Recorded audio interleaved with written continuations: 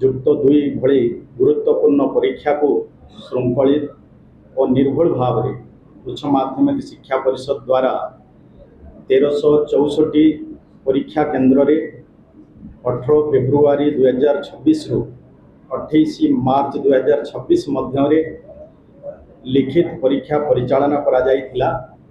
एथि सहित समस्त 1364 परीक्षा केंद्र एवं 211 परीक्षा परिचालना हब रे सीसीटीवी बाध्यतामूलक करा जाइथिला।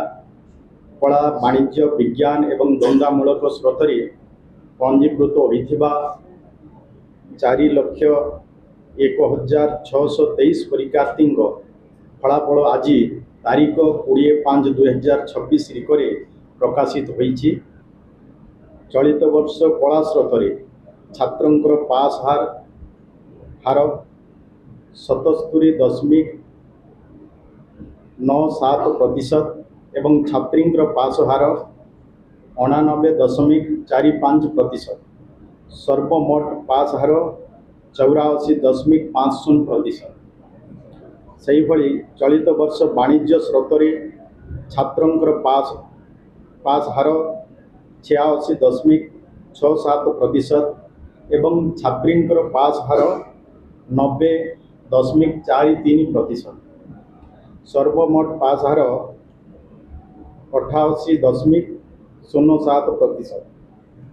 सही भली चलित वर्ष विज्ञान स्रोतरे छात्रंकर पास हार 87.41% एवं छात्रींकर पास हार 90.24%। सर्वमोट विज्ञान स्रोतरे पास हार 88.80%। सही भली भावरे चलित वर्ष द्वंद्वामूलक स्रोतरे छात्रंकर पास हार 71.49% एवं छात्रींकर पास हार 83.43%। तो द्वंद्वामूलक स्रोतरे सर्वमोट पास हार 77.62%। आमे जदि से भली भाव रे समुदाय शिक्षा स्रोत कला वाणिज्य विज्ञान द्वंद्वामूलक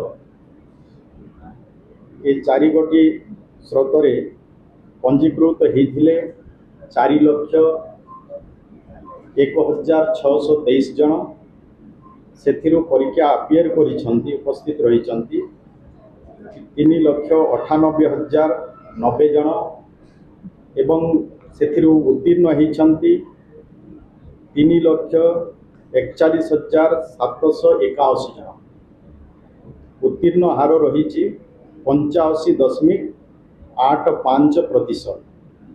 जदि आमे देखिबा गत वर्ष तुलन में 2025 मसीह वार्षिक परीक्षा फलर हार थिला 82.45% थिला बेलू चलित वर्ष ताहा 85.85% को वृद्धि पाई। जदि मोटामोटी देखा गले चलित वर्षर रिजल्ट गत वर्ष रिजल्ट भल हो पारी। स्वच्छतार से परीक्षा से माने अपियर कले एवं रिजल्ट भी से भली भाव रे हो पारी। तो ये जो माने आज जो छात्र छात्री माने दीर्घ दिन धरी जो माने परीक्षा देला परे तांकर फलाफल पाई जो अपेक्षा करी रही थिले तार आज अंत घटी। आज जो माने तांकर रिजल्ट जानिबा पाई चाहिए तांकर भी आज 3टा समय रे से माने आमर जो वेबसाइट रही results.odisha.gov.in ये गोटे वेबसाइट रही सहित आउर भी रही results.digillocker.gov.in ये 2टा वेबसाइट माध्यम रे आज 3टा समय रे से माने तांकर रिजल्ट विषय अवगत हो पारिबे। एई भिडियोटी आपनकु केमिति लागिला कमेंट करि जणांतु। धरित्री लाइव रो यूट्यूब एवं फेसबुक चैनल को सब्सक्राइब करंतु।